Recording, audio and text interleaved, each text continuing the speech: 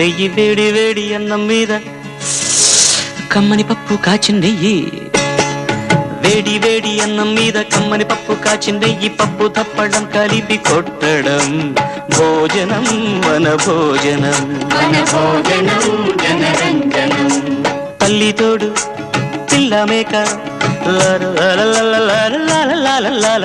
తల్లి తోడు పిల్ల మేక, ఆలు మగలు అత్త కోడలు బాసు బంటూ ఒకటేనంటూ కలవడం భోజనం వన భోజనం.